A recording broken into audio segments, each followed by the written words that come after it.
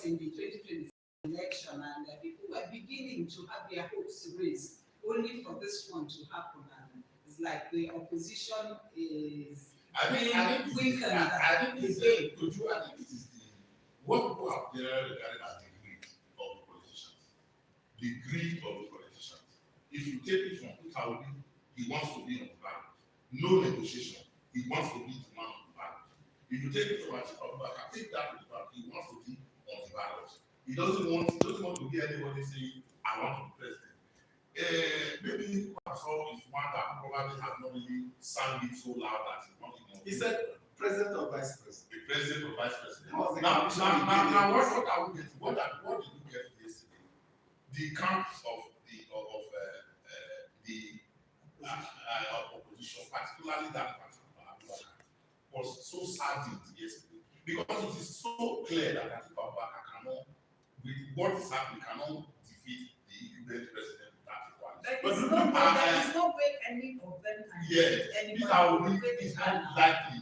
It's not likely. I'm not saying it's not possible. There is a way if they get their answer. They also need because they will lose the vote that they lost in 2023. Because if Atiku Abubakar runs on ADC, he's going to get votes.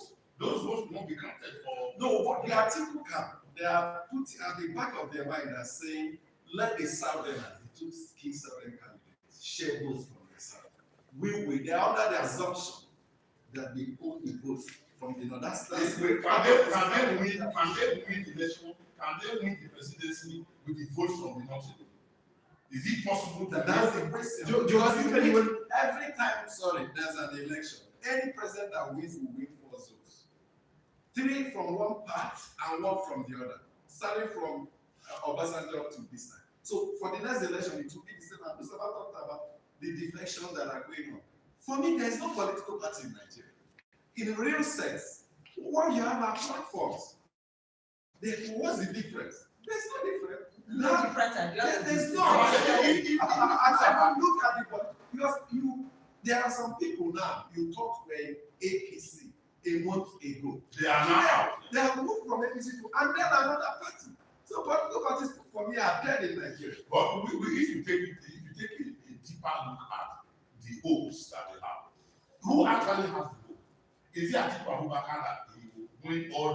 Will Atiku Abubakar win all the votes? I think that even if he had the hope that he would win, that hope has been dashed the way things are right now, because there is no way an Atiku Abubakar can stand and contest an election without the strength of the coalition that he was leading on.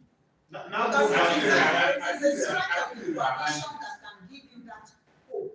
Now that that coalition has been dismembered, then there is a very, very serious problem. I don't know how he wants to prosecute his aspiration right now. I don't know how Peter Obi wants to prosecute his aspiration. I don't know how Compasia hopes to pursue his aspiration. Because you see, if you look at the last 2023 presidential election, the results, it was this same division. If Peter Obi could have 6 million votes, and we know Atiku, I think that was about 7 or 8 million. I mean, you can imagine combining these two, what it would produce. It would be a formidable force against anything the APC can do. What I got yesterday was from the Atiku camp is that they gave everything to appease, to appeal, to beg Peter Obi to be vice presidential candidate for Atiku Abubakar. He said in the words of the very good, he said there was nothing we didn't give to him except the presidential ticket. They promised him that Atiku Abubakar would go for one term only. They had a dream that they would go with, you remember the Jonathan conference? And you cover that conference and several other papers that have written that suggest that we should have a 1 term of 5 years. They said they were going to ignite that, just that up, so that Atiku Abubakar would run for just 1 term. And Obi will be the first beneficiary of that one single term of 5 years.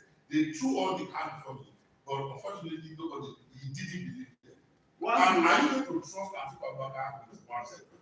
Once we are on that seat, no agreement can work, and nobody can dictate to you which direction to go, number one. And then geographically look at the various aspirants, candidates, that you may wish to call them. Kwankwaso controls only Kano, his party. Of course, we have 44 local governments. Did you know Jigawa, Katsina, or Kaduna? You know when Balarabe Musa became the governor in 1979, PIP, People Redemption Party, Balarabe Musa had two governors, Kano Abubakar and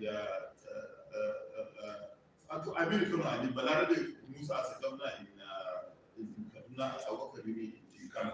Now, when you look at Peter Obi, of course, we know the Gen Z, the youth, especially from organic followership from the south, east, and southwest. You can't just wave him out. Exactly, he can actually make a difference. And then talking about northern Nigeria.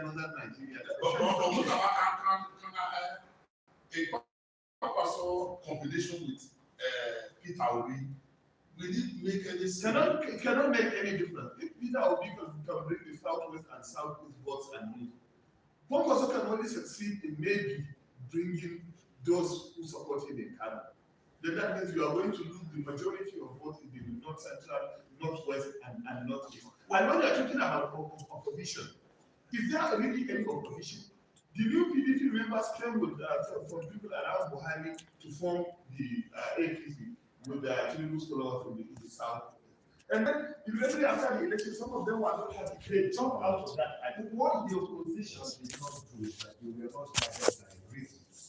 They were guided by ambition. All of them have ambitions.